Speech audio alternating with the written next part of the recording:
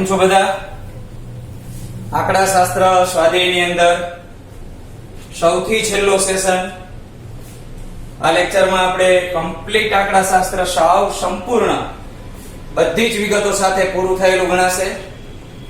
જેમાં આપણે આલેખ પણ કરી નાખ્યા એટલે ભવિષ્યમાં ક્યારેય કઈ ઇશ્યુ ન થાય. અને ખરા ખોટા વિકલ્પ, એક વાક્યના જવાબ અને ખાલી જગ્યા, આ ચાર વસ્તુમાં આપણે કન્ટિન્યુ કરીએ તો 7મા નંબરની વિગત ઉપર આપણે પહોંચ્યા હતા. આગળ 6 એક માર્કના દાખલાઓ મેં તમને કરાવેલા હતા. તો આની અંદર શું વિશિષ્ટ આવે છે, શું નવું આવે છે, આ સૂત્રનો કેટલો બધો ઉપયોગ થાય છે એ આપણે જોતા જઈએ અને દાખલાઓમાં આગળ વધીએ. આંકડા શાસ્ત્ર ચેપ્ટર આપણું એવું છે કે જેને એરિથમેટિકમાં સૌથી વધારે રસ હોય એ લોકો પૂરેપૂરા આ ચેપ્ટરના માર્ક મેળવી શકે. કારણ કે આ આખું ગણતરી ઉપર જ છે. ઘડિયા આવડતા હોય, ઝડપથી ગુણાકાર ભાગાકાર, પોઈન્ટ વાળા સરવાળા બાદબાકી, આવું ચોકસાઈથી જેટલું થશે એ આપણને આ માર્ક લઈ આવવામાં ફાયદારૂપ થશે. તો આગળ વધીએ. નવો દાખલો આપણને વિગત આપી છે. નીચે આપેલા આવૃત્તિ વિતરણનો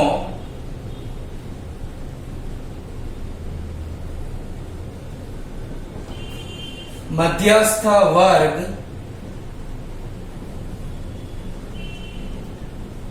ખાલી જગ્યા છે. તો વર્ગ આપણને આપ્યા છે, આવૃત્તિ આપેલી છે 10 થી 20, એમાં 12 આવૃત્તિ આપી છે. 20 થી 30 માં 18, 30 થી 40 માં 25, 40 થી 50 માં 15 અને 50 થી 60 માં 10 આપેલા છે. માહિતીને આપણે સોર્ટિંગ કરી નાખીએ એટલે બધું ભેગું ન થઈ જાય. તો આ આપણું આવૃત્તિ વિતરણનું બોક્સ.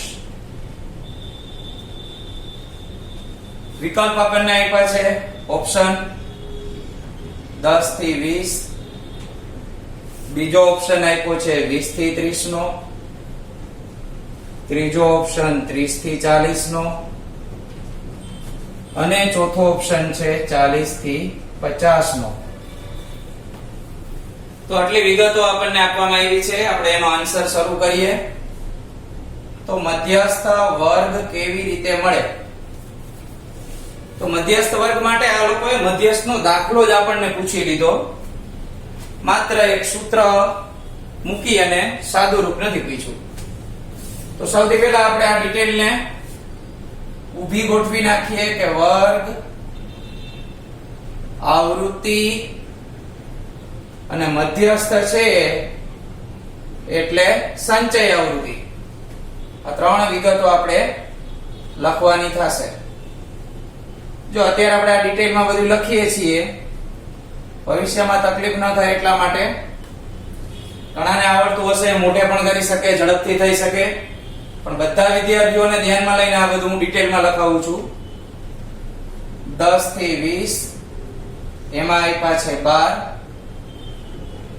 20 થી 30, 18, 30 થી 40, એમાં છે 50, 40 થી 50 માં 15 આપેલા છે, 50 થી 60 માં 10 આપેલા છે. સંચય આવૃત્તિની વાત કરીએ તો આપણે એનો સરવાળો કરતો જવાનો છે આવૃત્તિનો. તો સૌથી પહેલા 12 ના 12 માં આપણે 18 ઉમેરીએ તો 30 મળશે. 30 માં 25 ઉમેરીએ તો 55, 55 માં 15 ઉમેરીએ 70 અને અહીંયા આવશે 10 ઉમેરતા 80. તો n બરાબર આપણને કેટલા મળ્યા? 80. હવે આની અંદર આપણે કરવાનું શું? તો ગણતરી મધ્યસ્થની ખાલી એટલી જ કે m બરાબર n ના છેદમાં 2 મું અવલોકન, 80 ના છેદમાં 2 મું અવલોકન, 40 મું અવલોકન. આવી વિગત આપણે દાખલામાં કરતા અને મધ્યસ્થ આપણે છેલ્લે જ લીધું હતું, બધાને યાદ હશે જ. પછી આપણે એક વિગત એવી લખતા બે લીટી કે સંચય આવૃત્તિના સ્તંભમાં જોતા 40 થી તરત મોટી સંખ્યા 55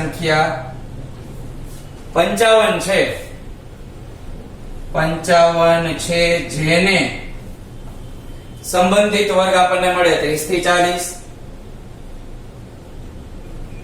જેને સંબંધિત વર્ગ 30 થી 40 છે, માટે મધ્યસ્થ વર્ગ 30 થી 40 મળે. તો અહીંયા આગળ આપણો જવાબ આવશે 30 થી 40. લગભગ ને મોઢે પણ સમજાઈ જાય તો નીચે સંચય આવૃત્તિ લખી નાખવાની. આ રકમ આપી એમાં નીચે કરીએ તો 12, પછી અહીંથી જોઈએ આપણે 30, પછી 55. આ બધું મોઢે ફાવતું હોય તો તમે જાતે પણ આ કરી શકો, પણ અત્યારે આ એક ડિટેલ પહેલી વાર આવી છે કે એમસીક્યુ માં એવું પૂછી શકે. આપણે હાઇલાઇટ કરતા યાદ હોય તો તમને, અને પછી આપણે એમાંથી ને મધ્યસ્થ વર્ગ મેળવતા. તો આ રીતે મધ્યસ્થ વર્ગ મળે. આવી રીતના તમને બહુલકીય વર્ગ એ પૂછે, એ સાવ ઈઝી પડે. આ દાખલામાં તમને હું કહું કે અહીંયા તમને મધ્યસ્થ વર્ગને બદલે બહુલકીય વર્ગ કીધો હોય તો સૌથી મોટી આવૃત્તિ 25, એને સંબંધિત વર્ગ 30 થી 40, તો જવાબ આપણો 30 થી 40 આવે છે. અહીંયા એમાં મેળે મેળે આવી જાય છે. ક્યારેક આ માડાવડું પણ થાય. ત્યાર પછી આપણે જોઈએ 1 માર્ક માટે નવો દાખલો.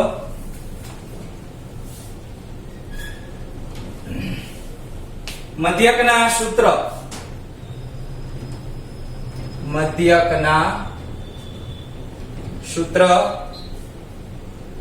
x બાર બરાબર a પ્લસ સિગ્મા, તો હાવ વિચિત્ર કરી નાખ્યો, સિગ્મા fi di છેદમાં સિગ્મા fi માં di બરાબર ખાલી જગ્યા ઓપ્શન આપ્યા છે xi માઈનસ a, બીજો ઓપ્શન આપ્યો છે a માઈનસ xi, ત્રીજો ઓપ્શન આપ્યો છે fi માઈનસ a, અને ચોથો ઓપ્શન છે a માઈનસ fi. તો એવા નવા નવા ઓપ્શન આપશે આમાં. જો તમે 5 ખાનાના હેડિંગ યાદ નહીં રાખ્યા હોય તો 100% આમાં ભૂલ થશે. અહીંયા આગળ આપણને ખબર છે કે xi માઈનસ a આવો જવાબ આવે છે. એટલે આવી નાની નાની વિગતો પૂછશે. આની જગ્યાએ તમને પદ વિચલનનું સૂત્ર આપી દે તો di ને બદલે તમને ui નું પૂછે. ui માટે તમારે શું થશે તો કે xi માઈનસ a છેદમાં h. તો વિગતો આ રીતે ધ્યાનમાં રાખવાની. થોડાક આગળ વધીએ તો 1-2 વાક્યના જવાબો જોઈ લે. તો 9મા દાખલાની વિગત. પ્રથમ 19 પ્રાકૃતિક સંખ્યાઓનો મધ્યક શોધો. પ્રાકૃતિક સંખ્યાઓનો મધ્યક શોધો. તો ઘણા હોશિયાર વિદ્યાર્થીઓ છે આની અંદર શ્રેણીને પણ વિચારી શકે. શ્રેણીને કેવી રીતે? તો આની અંદર તમારે વિગતો દર્શાવવી પડે, એટલે શ્રેણીનું સૂત્ર લખી ન થાય. સૂત્ર તો આપણે સિગ્મા xi છેદમાં a ને જ લેવું પડે. શ્રેણી માટે વિચારો તો a બરાબર 1, d બરાબર 1, અને આપણે 19 પદના સરવાળાનું સૂત્ર SN વાળું સૂત્ર લેવું પડે. એ પણ ચાલે. આપણે અત્યારે આ ચેપ્ટર ને અનુસરીએ તો x બાર બરાબર સિગ્મા xi છેદમાં n. પ્રાકૃતિક સંખ્યા છે એટલે 1 થી ચાલુ થાય, આ ખાસ ધ્યાન રાખવાનું. પૂર્ણાંક સંખ્યા હોય તો 0 થી ચાલુ થાય, માઇનસમાં પણ હોય, પ્લસમાં પણ હોય. આ બધી સંખ્યાઓ n z q r આ બધું 9th માં આપણે ભણી ગયા છીએ. તો 1 થી 19 નો સરવાળો 1 + 2 + 3 4 + 5 5 6 7 8 9 10 11 12 13 14 15 16 17 18 અને 19. આ ખાલી સિગ્મા xi લખ્યો મેં. છેદમાં n એટલે 19 પદ છે. તો આપણે આનો સરવાળો શરૂ કરીએ. બહુ ધ્યાન રાખવું પડશે. 9 ને 8 17 17 ને 7 24 36 35 35 ને 4 39 40 41 42 44 45 45 ને 9 54 54 ને 8 62 62 ને 7 69 69 માં 6 નાખીએ તો 75 5 80 84 87 89 90 90 નો 0 વધી ચડી 9 આની ઉપર 9 ને 1 10 11 12 13 14 15 16 17 18 અને 19 એટલે અહીંયા આવ્યા 190. છેદમાં છે આપણી પાસે 19 19 દશક 190 છેદ ઉડાડીએ તો આપણને અહીંયા આગળ મધ્યક 10 મળે. x બાર આપણને મળશે 10. તો આ રીતે તમે આખી ગણતરી કરી શકો. 19 પ્રાકૃતિક સંખ્યા એટલે બહુ મોટી ગણતરી કહેવાય. આનાથી વધારે આપણને ગણતરી માટે મોટી સંખ્યાઓ ન આપે એ લોકો. એટલે ખાસ ધ્યાનમાં લેવું. બધી ગણતરી જેમાં એક વાક્યના જવાબ છે એમાં દર્શાવવી પડે. ઘણા છોકરાઓ હજી ભૂલ કરે છે કે એ લોકો રફમાં ગણતરી કરે અને ડાયરેક્ટ જવાબ આગળ લખે. ગણતરી ત્યાં પણ કરવી છે અને અહીંયા કરવી જ છે. તો રફની અંદર નહીં કરવાની, સામે જ ગણતરી કરવાની. એટલે આપણા મુદ્દા કે પોઈન્ટ જે કઈ ખોટા હોય તે જોઈ શકે અને એનો અંદાજ આવી શકે. ક્યારેક એવું બનતું હોય કે આપણે બધું સાચું કર્યું હોય, હવે છેલ્લે અહીંયા 10 જવાબ આવતો હોય, આપણને નહીં ખબર છે કે 19 10 190 થાય, પણ ભૂલથી આપણું ક્યાંક ધ્યાન બીજે વયું ગયું અને 10 ને બદલે 20 લખી નાખીએ તો ગણતરી ચેક કરી શકે કે ભાઈ ગણતરી સાચી 10 વાળી જ કરી છે પણ ભૂલથી 20 લખાઈ ગયું છે. એટલે આ રીતે થોડું ધ્યાન રાખવાનું. 10મો દાખલો આપણે આગળ જોઈએ. તો એના માટેની ડિટેલ નીચેના આવૃત્તિ વિતરણમાં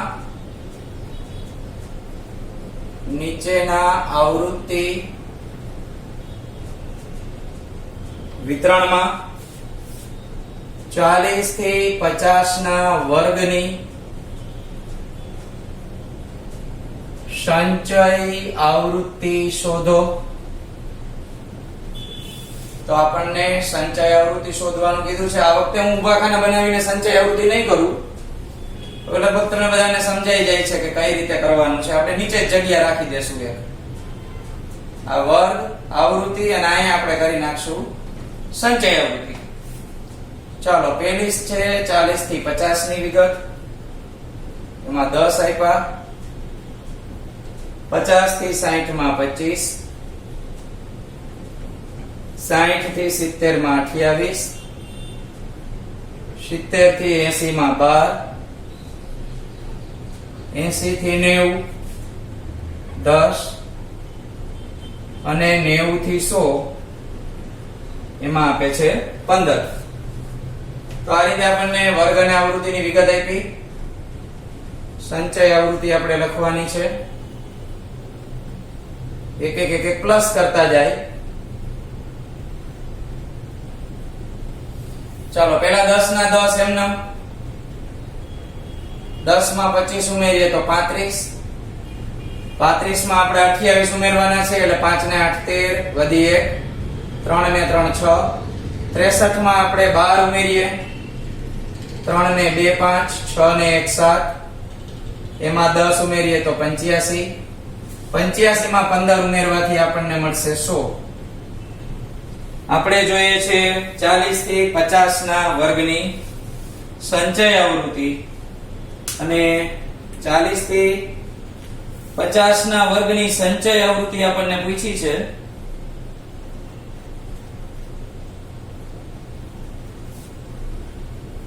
તો લગભગ આપણે આની અંદર લખવામાં ભૂલ છે, 40 થી 50 ને બદલે આપણે અહીં આવશે 60 થી 70. મારે જોવામાં ભૂલ થઈ. તો 60 થી 70 ના વર્ગની સંચય આવૃત્તિ છે એ આપણને મળશે 63. તો આપણે આન્સર અહીં લખી નાખીએ કે 60 થી 70 ના વર્ગની સંચય આવૃત્તિ બરાબર 63 મળે. ત્યાર પછી સૂત્ર આધારિત અમુક દાખલાઓ લઈ લઈએ આપણે.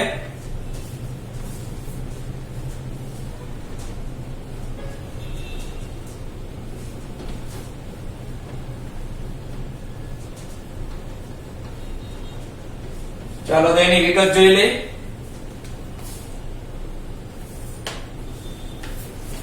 આપણને વિગત આપી છે z બરાબર 24, x બાર બરાબર 18 આપ્યા છે. તો m શોધો. તો સૂત્ર તો આપણું એકનું એક જ છે, z બરાબર 3m 2x બાર. આમાં આપણે કિંમત લખીએ તો z ની કિંમત આમાં આપી દીધી છે તો 24 લખશું. m ની કિંમત નથી એટલે m નમ રાખવાની. x બાર ની કિંમત 18, 24 બરાબર 3m -36 ને આ સાઈડ લઈ આવીએ તો એ +36 થશે. એડ કરી દઈએ આપણે 36 માં 24 તો 36 ને 4 40 ને બીજા 20 એટલે 60 મળશે. છેદમાં લઈ જાય 3 ને તો m ની કિંમત આપણને 20 મળે. તો આપણો આન્સર થાય. ત્યાર પછી થોડુંક પોઈન્ટ વાળી વિગત અને થોડુંક કંઈક અલગ લઈ લઈ. કોઈક માહિતી માટે